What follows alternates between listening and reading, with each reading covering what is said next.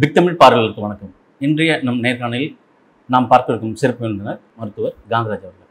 வணக்கம் சார். நேற்று பிரிட்டனில் குஜராத் பூர்வீகத்தை சேர்ந்த ரோஷினி என்ற ஒரு பெண், 29 வயதாகிற ஒரு பெண் எம்பியாக நாடாளுமன்றத்தில் தேர்ந்தெடுக்கப்பட்டிருக்காங்க. அவங்க பகவத்கீதை மேலே சத்தியம் செஞ்சு பதவி வைத்திருக்காங்க. ஒரு புது வித்தியாசமாக. இது போல் பிரிட்டனில் இது மாதிரி யாருமே ஓத்து எடுக்கல. இந்த பழக்கம் இந்தியாவின் நடைமுறைகள் மட்டுமே இருந்தது. பகவத்கீதை அவ்வளவு சிறப்பா? அவங்களுக்கு பகவத்கீதை சிறப்பாக இருக்குது. இங்கிலாண்டில் நீங்கள் அதெல்லாம் அவங்க பார்க்க மாட்டாங்க. அங்கே கடவுளை கூட அவங்க நம்ப மாட்டாங்க. இந்த சர்ச்சுக்கு போகிறது, இந்த பிஸ்னஸ் எல்லாம். நான் அமெரிக்காவில் இருந்தபோது இந்தியாவில் நாங்கள் 5-6 பேர் போயிருந்தோம். அதில் 2 பேர் மலையாளி கிறிஸ்டியன்ஸ். அவங்க 2 பேரும் அப்படி டீப்பாக சர்ச்சுக்கு போயிட்டு வருவாங்க. அப்போ அங்கே இருந்த அமெரிக்கர்கள், நீ என்ன அப்படின்னாங்க. நான் எனக்கு ரிலிஜன் ஏதோ கதை சொல்லிட்டோன்னு வச்சுக்கோங்க. நாங்கள் 2 பேரும் எதுவும் போகலை. அவங்க என்ன இவ்வளோ டீப்பாக சர்ச்சுக்கு போகிறாங்க அப்படின்னு. கிறிஸ்டியன்ஸ் அப்படின்னு இல்லை, நாங்களும் தான் கிறிஸ்டியன்ஸு. நாங்கள் இந்த சர்ச்சை பார்த்தது உள்ள வந்ததுலேருந்து அங்கேயே தான் உட்காந்து. அங்கே இந்த சர்ச்சில் நடக்கிற இதுக்கெல்லாம் காசு இவங்க தான் கொடுப்பாங்க, இந்த பசங்க தான் கொடுப்பாங்க, அவங்க யாரும் கொடுக்க மாட்டாங்க. அது மாதிரி கன்வெர்ட்ஸு அங்கே போய் பகவத்கீதையை சொல்கிறாங்க. இப்படி சொல்லி தான் இந்த ரிச்சி சுனக்கா யாரோ ஒரு ஆள் இருந்தார், இப்போ சீஃப் பிரைம் மினிஸ்டர் இருந்தார். அதெல்லாம் பாதாளத்துக்கு அந்த கட்சி கொண்டு விட்டதுக்கு காரணம் பகவத்கீதையில் பதவி ஏற்றுக்கிட்டு தான். இல்லை, அவங்க மன்னர் சார்லஸுக்கு இது முக்கியத்துவம். இந்த பகவத்கீதை மேலே நான் சத்தியம் எடுக்கிறது அவருக்கு நான் செய்கிற ஒரு பெரும் மதிப்பு அப்படின்ற பகவத்கீதை. இப்போ நான் இன்னிலேருந்து சார்ல்ஸ் படிக்க போகிறாரம்மா. யாருமே அதாவது அவங்கவுங்க நம்பிக்கையில் அவங்க செய்கிறாங்க. அந்த பொண்ணுக்கு பகவத்கீதை தெரிஞ்சிருக்கு. பகவத்கீதையில் என்ன இருக்குது எனக்கு தெரியுமான்னு தெரியல, அது வேறு விஷயம். அது குஜராத்தா அந்த பொண்ணு. அது அப்புறம் அப்படி தான் இருக்கும். வேற என்ன குஜராத்காரர்கள் நம்ம என்ன பண்ணுறோம்? இல்லை, பகவத்கீதை ஒரு சமயத்தை சார்ந்த ஒரு சமயமே கிடையாதுங்க. பகவத்கீதையே எப்போ வந்ததுன்னா அந்த பொண்ணுக்கு அதெல்லாம் தெரிஞ்சிருக்காது. மகாபாரதம் ஒரு வன்முறையை தூண்டுற ஒரு நூல். அந்த நேரத்தில் சமணமும் பௌத்தமும் உச்சக்கட்டத்தில் நின்றுக்கிட்டு இருக்கு. அந்த நேரத்தில் மகாபாரதத்தில் எழுதுறாங்க. அது இன்னும் மோசமாக இருக்குது. எந்த ஒழுக்க கோட்பாடு ஒரு பொம்பளை 5 புருஷனை கட்டிக்குவா, ஒரு சாமியாருடைய பொண்டாட்டி யார் இது பண்ணுவா, இந்த மாதிரிலாம் அசிங்கமான கதை. ஒருத்தங்க கூட அப்பனுக்கு பிறந்தவங்க கிடையாது. யார் யாருக்கா குழந்தைக்கு பிறகுறாங்க. அந்த குந்தி தேவிக்கு பிறந்த பசங்க ஒருத்தங்க கூட பாண்டுவுக்கு பிறந்தவங்க கிடையாது. சூரியனுக்கு பிறந்தவன், யமனுக்கு பிறந்தவன், எந்திரனுக்கு பிறந்தவன், இப்படியெல்லாம் அது அசிங்கமாக கதையெல்லாம். அதே சமயத்தில் காந்தாரின்னு ஒரு கேரக்டர் இருக்குது. புருஷனுக்கு கண்ணி தெரியலன்னு தாங்கண்ணை கட்டிக்கிட்ட ஒரு பத்தினியும் காட்டுறாங்க. அது மாதிரி ஒரு வன்முறையை தூண்டி ஒரு கேவலமான ஒரு நூல் அது. அந்த நேரத்தில் பௌத்தமும் சமணமும் பெருசாக ஏறத்தாழ இந்து மதத்தை ஒழிச்சுக்கிட்டு இருக்கிற நேரத்தில் பகவத்கீதைங்கிறத உள்ள சேர்த்தனாங்க. பிற்சேர்க்கை. மகாபாரதத்தில் வியாசர் எழுதுனது தெரியல, கிருஷ்ணன் சொன்னதாக சொல்லி பின்னாடி அதை சேர்த்தனாங்க. ஏன்னா ஒரு நீதி நூலாக அதை கொஞ்சம் மாற்றணுங்கிறதுக்காக கொடுக்கப்பட்ட ஒரு அங்கீகாரம். ஆனால் அதில் என்ன ஆச்சுன்னா அதுலேயும் வன்முறையை தோன்றதாக தான் இருக்கும். கிருஷ்ணன் சொன்னதா என்ன சொல்ற, அவன் அர்ஜுனன் கேட்குறான், எது அப்படி என்னுடைய பெரியப்பா பசங்க, மாமன் மச்சானுங்க, ஆசிரியர்கள், எல்லாம் என்னுடைய உறவுக்காரர்கள், என்னுடைய நண்பர்கள், இவங்கள எதிர்த்து நான் கொண்டு நான் நாட்டை ஆளணுமான்னு கேட்குறான் அர்ஜுனன் கேட்குறான். கிருஷ்ணன் சொல்கிறான், யுத்த களத்தில் அதெல்லாம் சொல்லக்கூடாது. அம்பை எடுத்தீங்கன்னா கொண்டுபிட்டு தான் மறுவேலை பார்க்கணும். வன்முறையை தூண்டணும். அதுதான் கீதையின் மறுபக்கம்னு சொல்லி ராமகோபாலன் ஒருத்தர் இது மாதிரி பகவத்கீதையை எடுத்துக்கிட்டு போய் கலைஞர் வீட்டுக்கு ஊர்வலமாக போய் பகவத்கீதையை கலைஞருக்கு கொடுத்தாரு. உடனே கலைஞர் கீதையின் மறுபக்கம் புத்தகத்தை கொடுத்தாரு. ராமகோபாலனுக்கு என்ன பண்ணுன்னு தெரியல. கீதையினுடைய ஆபாசங்கள் அசிங்கங்கள் அத்தனையும் அதில் இருந்தது. அந்த பொண்ணுக்கு ஒன்றும் விஷயம் தெரியும், இப்படி பண்ணால் பெரிய ஸ்டண்ட் அடிப்பா, இல்லாட்டி போனால் அந்த பொண்ணு பற்றி உங்களுக்கு தெரிஞ்சிருக்கு. என்னோட கேள்வி எந்த மதத்தையும் எந்த சமயத்தையும் இல்லை இந்திய நாட்டு சட்டமைப்பையும் நான் கேலியும் செய்யலை, கிண்டலும் செய்யலை. இது மக்களோட தெளிவுக்காக நான் இந்த கேள்வியை முன்வைக்கிறேன். ஒரு அறிவு சார்ந்த ஒரு கேள்வி, மக்கள் சிந்திக்கணுன்றதுக்காக இந்த கேள்வியை நான் முன்வைக்கிறேன். பகவத்கீதை ஒரு நரேட்டிவ் தானே, அப்படின்னா ஒரு ஸ்கிரிப்ட் தானே அது. ஆமாம், இது மகாபாரதத்தில் தழுவியது, ஒரு கிருஷ்ணால் எழுதப்பட்டதுன்னு குறிப்பிடுறாங்க. கிருஷ்ணன் சொன்னதா சொன்னார். கிருஷ்ணர் அர்ஜுனனுக்கு உபதேசம் சொன்னதாக பகவத்கீதையை குறிப்பிடுறாங்க. இந்த பகவத்கீதை எப்படி ஒரு இந்தியன் ஐபிசி பின்னல்ல ஒரு நீதிமன்றங்கள்ல, வழக்காடு நீதிமன்றங்கள்ல எப்படி சத்தியப்பிரமாணம் ஒரு ஓத்து எடுக்கிறாங்க? அது அந்த பக்கத்தில் அது பெருசாக வந்துடுச்சு. அந்த கிருஷ்ணாக்கள்கிட்ட இதெல்லாம் வந்துருச்சு, அவங்க வந்து அதை ஏற்றுக்கிறாங்க. இப்போ குரான் மேலே நீங்கள் சொல்லலாம், பைபிள் மேலே சொல்லலாம், திருக்குறள் மேலே சொல்லலாம், மனதாரன்னு சொல்லலாம். இதெல்லாம் அனுமதிக்கப்பட்டது, உங்களுடைய நம்பிக்கை தான். சத்தியத்தை தவிர ஒன்றும் இல்லைன்னு சொல்லிட்டு இது பண்ணுவாங்க. அது எந்த புக்கை வச்சிருக்கான்னு யாருக்கு தெரியும்? அதுதான் நான் சொல்வதெல்லாம் உண்மை தவிர எதுவும் இல்லை, இது சத்தியம் அப்படின்னு பகவத்கீதை மேலே தான் ஐபிசியில் வாங்குறாங்க. இது ஐபிசியில் அப்படி வாங்கல, எது மேலே வேணாலும் வாங்க இல்லை. ஒரு புத்தகம் வைக்கிறாங்க இல்லையா, இந்தியன் பீனல் கோடில் அது வெள்ளைக்காரர்களால் உருவாக்கப்பட்டது. உங்களுடைய நம்பிக்கை எதில் இருக்குதோ அதை வச்சு தான் நீ இது பண்ணாங்க. அன்றைக்கி வந்து இஸ்லாமியர்கள் இருந்தாங்க, சமணர்கள் இருந்தாங்க, பௌத்தர்கள் இருந்தாங்க, எல்லா சீக்கியர்கள் இருந்தாங்க. அவங்க ஆதிகிரந்தத்தை வச்சு பண்ணுவாங்க. அது அவங்கவுங்களுடைய நம்பிக்கைக்கு தகுந்த மாதிரி. இல்லை, இப்பவும் திராவிட இயக்கத்தை சேர்ந்தவங்கள உளமாற சொல்கிறேன். இப்பவும் இந்தியா ஒரு மத சார்பற்ற நாடு, பல மதங்களை தழுவிய ஒரு மனிதர்கள் இருக்காங்க. இப்போ ஒரு அக்யூஸ்ட் ஒரு நீதிமன்றத்தில் போகும்போது ஒரு புத்தகத்தை எப்பவுமே ஒரு மேஜராக ஒரு வழக்கு இருக்கும்போது ஒரு புத்தகம் தான் வைக்கிறாங்க. அது குறிப்பிட்டு சொல்கிற ஒரு புத்தகம் வந்து பகவத்கீதை. பகவத்கீதை மட்டும் தான் வாங்குறாங்களா? இப்போ கிறிஸ்துவர் ஒரு அக்யூஸ்டாக இருந்தால் பைபிளில் வாங்குறாங்களா, இல்லை ஒரு முஸ்லீம் ஒரு குரான் மேலே வாங்குறாங்களா? சாட்சி சொல்கிறவன் நான் இந்த புத்தகத்து மேலே நான் சொல்கிறேன், நான் மனசார சொல்கிறேன்னு சொன்ன முடியும். புக்கை இவங்க கொண்டு போய் கொடுக்குறாங்க. அது அந்த கிளார்க்கு என்ன புக் வாங்கிட்டு போகிறாரோ அவர் சரோஜதேவி புக்கு கூட கொண்டு போய் காட்டியிருக்கோம்.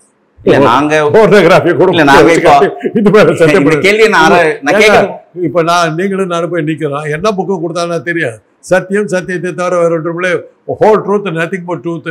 நாங்கள் கேட்டு தெரிஞ்சது, படித்து தெரிஞ்சது, நீ எல்லாம் வழக்காடு நீதிமன்றங்களையும் பகவத்கீதையை தான் வைக்கிறாங்க. அப்படி இல்லைங்க.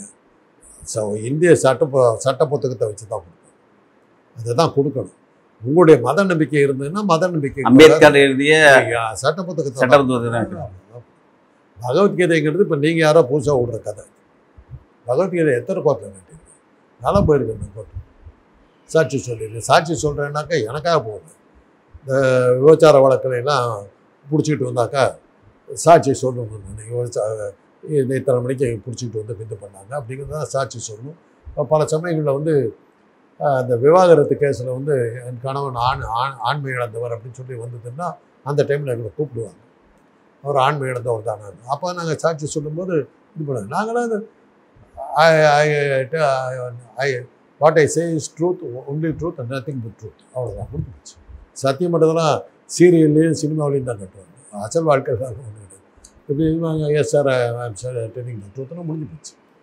அவ்வளோ. இப்போ இதில் நின்று பேசணும், அந்த கூண்டில் நிற்காமல் சைடில் நின்று பேசுனீங்கன்னா அது இதாகும். அதே மாதிரி தான் வக்கீல்கள் வந்து அந்த இது போட்டுக்கணும், அந்த லாயர் இது அந்த கழுத்தில் முதல்ல வந்து கருப்பு கோட்டு போடுறது வந்து இது பண்ணிக்கிட்டு இருந்தாங்க. இப்போ இந்த கருப்பு கோட்டையும் அந்த அங்கேயும் போடணுங்கிற அவசியம் இல்லை, அந்த இதை மாத்திரம் மாட்டிக்கிட்டால் போதுங்கிற அளவு போட்டுக்கிட்டாங்க. முதல்ல மை லார்ட் அப்படிங்கணும், இப்போ மை லார்ட் கிடையாது, ஆனரபிள் ஜஸ்டிஸ், அதையும் சொல்ல வேண்டியதில்லை, அதெல்லாம் சொல்ல வேண்டியது சார் அப்படிங்கலாம். முதல்ல நீங்கள் அப்படி சொல்லக்கூடாது, ஆனரபிள் ஜஸ்டிஸ் அப்படின்னு தான் சொல்லணும். இப்போ வந்து சார் ப்ளீஸ் லிசன் சார் அப்படின்னா அந்த அளவுக்கு இறங்கி போயிட்டு அதெல்லாம் மாறிடுச்சு. இப்போ இந்த பக்கம் இப்படி இருக்கும்போது இது உண்மை இல்லை, இது கதை தான் அப்படின்னு சொல்கிறீங்க. பகவத்கீதை ஒரு கதையாக எழுதப்பட்டது, மகாபாரதம் தழுவியது தான் பகவத்கீதை. இப்போ பகவத்கீதையை கதைன்னு சொல்லும்போது மகாபாரதத்தில் வர கேரக்டர்களும் அது கதையாக தானே இருக்கணும், கடவுளாக ஏன் பார்க்குறீங்க? அது நீங்கள் பண்ணிக்கிட்டது. உங்களை யார் நம்ம சொன்னால் மகாபாரதத்தில் வர்ற கதைகள் வந்து எந்த கிருஷ்ணன் கோயில் தென்னாட்டில் எங்கேயாவது இருக்குதா? ராமருக்கு எங்கேயா கோயில் இருக்குதா? வடக்கில் போனீங்கன்னா ராமனுக்கு கிருஷ்ணனுக்கு தான் அங்கே கோயில். அங்கே விட்டா சிவபெருமானுக்கு தான் கோயில் இருக்குது, தெரியுமில்ல உங்களுக்கு. பெருமாளுக்கு கூட அதிகமான கோயில் கிடையாது. இந்த நீங்கள் பார்த்தீங்கன்னா இந்த வைணவ மதமும் சைவ மதமும் என்ன கூத்து அடித்தாங்கன்னாக்கா, இந்த சைவ மதம் முதல்ல வந்துருச்சு, இமயமலையை பிடிச்சிக்கிட்டாங்க. சிவபெருமான் எங்கடா இருக்காங்கன்னா இமயமலை இருக்காருக்கான். இவன் பார்த்தாங்கன்னா அது அவன் மலையை பிடிச்சிக்கிட்டா நாம் என்ன பண்ணுறது, சரி நம்ம கடலை பிடிச்சிக்கலாம்னு சொல்லி கடலுக்கு போயிட்டான். இப்போ நீ மலையை பிடிச்சிட்டு நான் கடலில் உட்காந்துக்கிட்டேன். சிவபெருமான் கழுத்தில் பாம்பை மாலையை போட்டுக்கிட்டாரு. வேணா அது பாம்பு இருந்தாலும் மாலையை போட்டுக்கிட்டோம், பாம்புலேயே படுத்துக்கோ ஆதிசேஷன். பாதி உடம்புல வந்து பார்வதியை வச்சுக்கிட்டான், பாதி பாரு இவன் தொப்புள்ளையே இருக்கிறார். சரஸ்வதி லக்ஷ்மி இதுலேயே இருக்கிறான், உடம்புல சரி பக்கத்துலேயே உட்காந்துட்டு இருக்கா அப்படின்னு. இப்படி தான் நீ பட்டை இப்படி போடுறியா, நான் நாம இப்படி போடுறேன். போட்டி தாங்க, ரெண்டு வெவ்வேறு மதம் கிடையாது. ரெண்டு மதத்துலையும் என்ன அடிப்படையில் என்ன சொன்னாங்கன்னு யாருக்கு தெரியும். அதில் ஒரு வேடிக்கை என்னன்னா, சிவபெருமான் வந்து வேதங்களால் சொல்லப்படாத கடவுள். இந்து மதத்தினுடைய வேதத்தில் சிவபெருமான் கிடையாது. கிருஷ்ணர் சொல்லியிருக்காரு சிவபெருமானை பத்தி. ஆனா பகவத்கீதையில இவனுங்க என்ன பண்ணாலும் சிவனை ஒதுக்க முடியல இவனுங்களால. சிவனை அக்செப்ட் ஆயிட்டார். தென்னாடுடைய சிவனை போட்டு எந்நாட்டவருக்கு இறைவனா போட்டின்னு சிவனை ஒன்றும் பண்ண முடியல. அதனால என்ன ஆயிடுச்சுன்னா, மகாபாரதத்தில் பல இடங்கள்ல யுத்தத்தில் வெற்றி பெறதுக்கு பாசுபதம் வேணும். அந்த பாசுபதம் வந்து சிவங்கிட்ட தான் போய் வாங்கணும். அதை சிவபெருமான் இல்லைன்னு நடக்காது. ராமன் போய் ராவணனை கொண்டுடுறான். கொண்டுட்ட உடனே சிவபக்தன் நீ எப்படிடா கொல்லலான்னு ஒரு இது பண்ண உடனே போய் லிங்கத்தை பிரதிஷ்டை பண்ணி திருமால் அவதாரம் பெருமாளுடைய அவதாரமாக இருக்கிற ராமன் போய் லிங்கத்தை கும்பிடுறான், என்னை மன்னிச்சிருங்கிறான். ஆக வைணவம் வந்து சைவத்தை கண்டு பயந்ததுங்கிறது அதுக்கு அடையாளம். ராமேஸ்வரம் அதுதான் அடையாளம். இந்துக்களுடைய புனித ஸ்தலம்னு ராமேஸ்வரத்தை சொல்கிறான், காசியை சொல்கிறான். காசியில் விஸ்வநாதர் தான் உங்களுடைய புனித சாமி. அங்கேயும் சைவம் தான், பெருமாளே கிடையாது. ஆக வேதத்தால் சொல்லப்படாத சிவபெருமான் தான் இந்துக்களுடைய புனித ஸ்தலமாகிய காசியிலையும் இருக்குது, ராமேஸ்வரத்திலையும் இருக்குது. அப்புறம் வந்து கிருஷ்ணன் சொன்னதை வச்சுக்கிட்டு பகவத்கீதை தான் புனித ஸ்தூலுக்கு எழுதுனாக்க உங்கள் ஆசையை தீர்த்துங்க, அவ்வளோதான். அதில் இன்னொன்று என்னென்னா, இந்த 3%காரங்களுக்கு சொல்ல வேண்டியது, ராமன் கிருஷ்ணர் 2 பேருமே பிராமணர்கள் இல்லை. அதை அடுத்த பாயிண்ட் அவங்களுக்கு சொல்லணும். கிருஷ்ணன் யாதவர், ராமன் சத்திரியர், 2 பேருமே ஐயருங்க இல்லை. நீ கும்பிடுறது பூரா அவங்கள தான் கும்பிடுறேன்.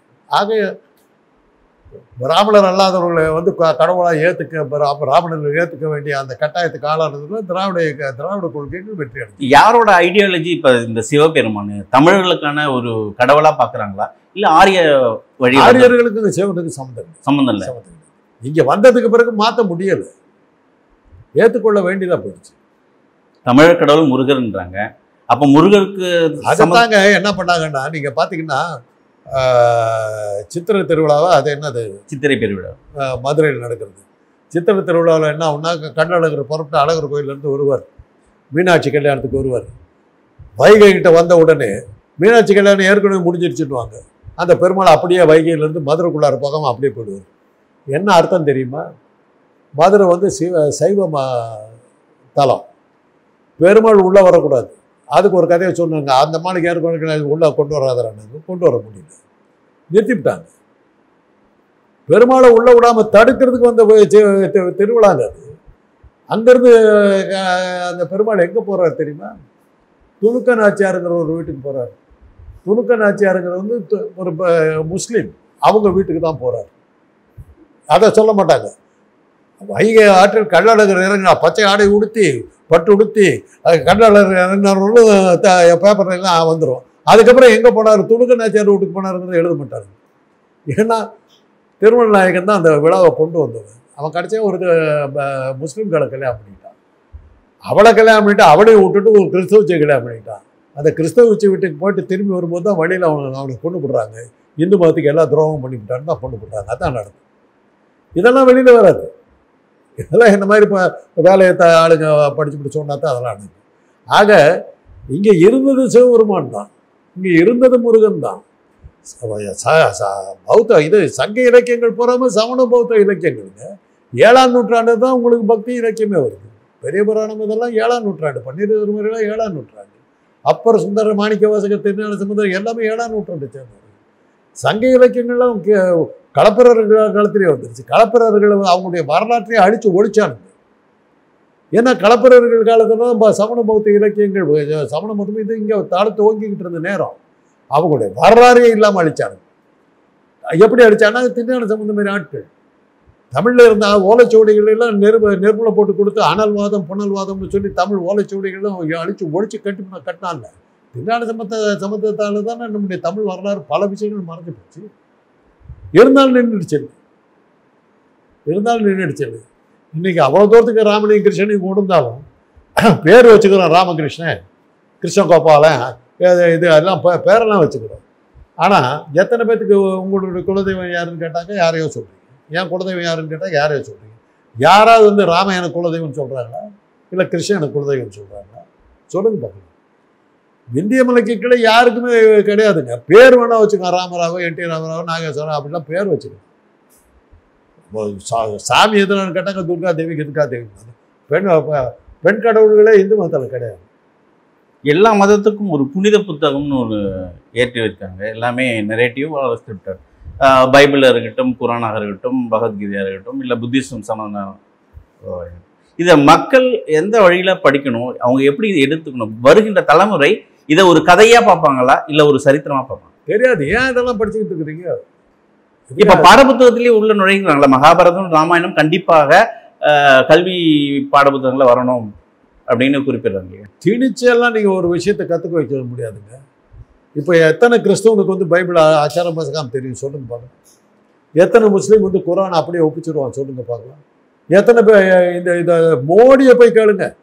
மோடியை விட்டுருங்க, அந்த ஆள் ஒரு ஏதோ பஞ்சத்துக்கு ஆண்டியா மாதிரி. அந்த ஆள் அமித்ஷா பெரிய இந்துத்துவான்னு தன்னை கிளைம் பண்ணி பகவத்கீதையில் என்ன சொல்லியிருந்ததுன்னு கேட்டு பாருங்க. அவங்களுக்கெல்லாம் என்னன்னு தெரியுதான்னு பாருங்க. அவ்வளோவாடாங்க. இங்கே இருக்கிற எச்ராஜாவை போய் கேட்டு பாருங்க, தெரியுமான்னு கேளுங்க. பகவத்கீதையை சொல்லியான்னு கேட்டு பாருங்க.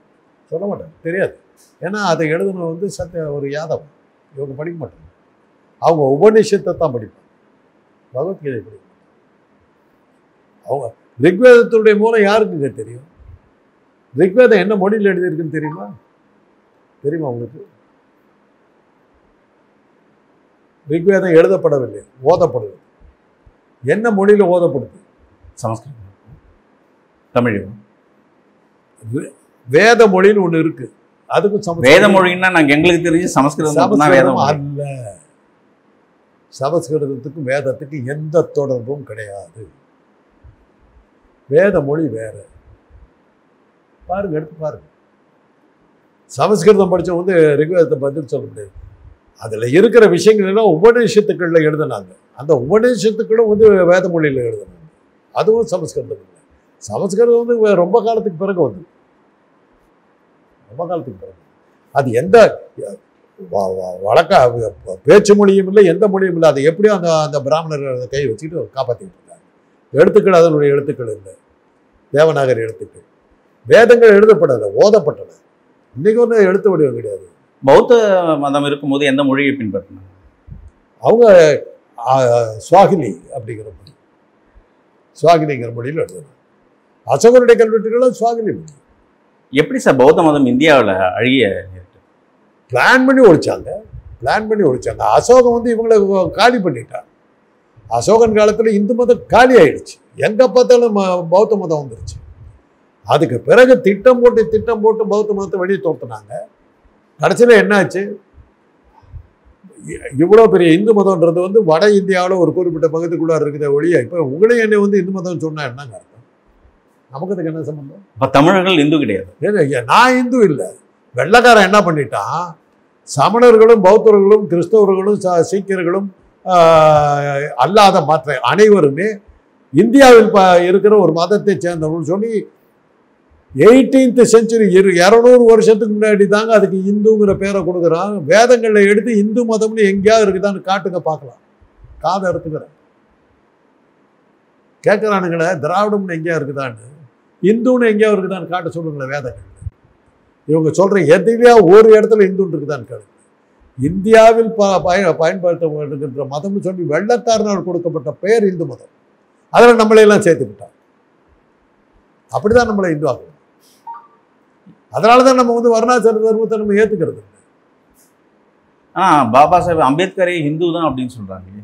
இவன் சொல்லிவிட்டான். RN ரவி சொன்னான். ஆமாம், RN ரவி இப்போ என்ன பெரிய அத்தாரிட்டி சார். அந்த ஆள் ஏதோ ஒரு பாஜக ஆஃபீஸில் காப்பி கீப்பி எல்லாம் வாங்கி. இல்லை, அம்பேத்கர் நான் இந்து மதத்தை என்ன குறிப்பிட விரும்பல, அதனால தான் நான் பௌத்தத்தை ஓப்பனாகவே ஸ்டேட்மெண்ட். ஆமாம், அவர் வந்து என்ன இந்து. ஆனால் இவர் RN ரவி கவர்னர் வந்து கவர்னராக இருக்கிறதுக்கு முன்னாடி அவர் என்னவா இருந்தார்? நூல் வல்லநூலா, அறிவுலக மேதையா? ஏதோ ஒரு ஆஃபீஸில் வேலை பார்த்துட்டு இருந்த ஒரு போலீஸ் ஆஃபீஸருங்க. அவருக்கு போய் இது பண்ணிட்டு இருக்கு. அவருக்கெல்லாம் பதில் சொல்ல வேண்டிய அவசியம் இல்லை. அவருக்கு என்ன தெரியும்? ஞானம் சொல்லியும். அந்த ஆளுக்கு போய் நம்ம என்ன பதில் சொல்றது? நீங்கள் ஆளை காணுங்க, எங்கே போனார் தெரியும் இல்லை. அவர் பேர் பீம். அவர் எங்க வழி வந்தவர் அப்படின்றார். பீமாராவ் அந்த பேரை இங்கிருந்து போனதுதான். அவருக்கு என்ன தெரியும்? சமஸ்கிருதங்கிற ஒரு மொழியே கிடையாதுங்க. அது யாருக்கு அது தாய்மொழி?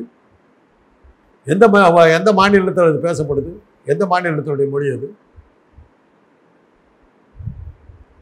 யாருக்குமே அது தாய்மொழி இல்லை, யாருக்குமே அது எந்த மாநிலத்திலும் அது புலங்குற மொழி இல்லை, செத்து போன மொழி.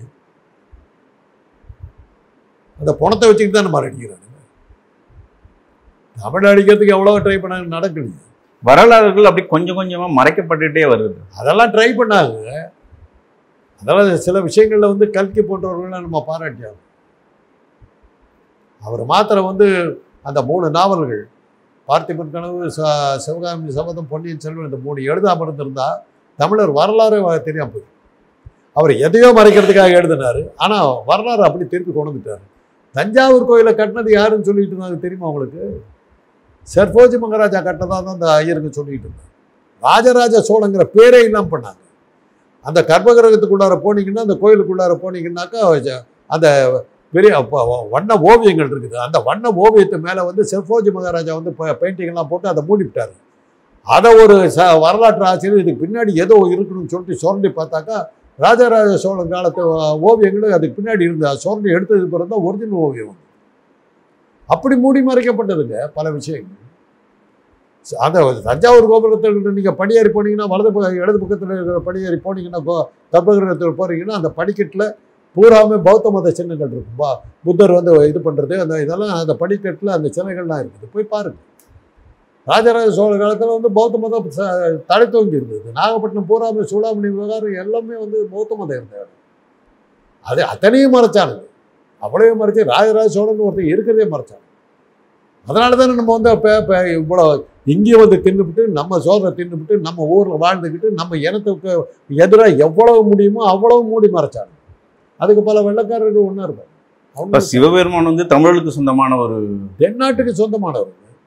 முருகனுக்கு கோயில் வந்து திருத்தணி தாண்டா எங்கேயுமே கிடையாதுங்க. திருத்தணி தாண்டாங்க உங்களுக்கு கோயில் கிடையாது முருகனுக்கு. விட்டா அங்கே சுப்பிரமணிய ஸ்தலம்னு மங்களூர் பக்கத்தில் இருக்குது. வேற எங்கே முருகனுக்கு வடநாட்டில் எங்கே இருக்குது கோயில் சொல்லுங்க.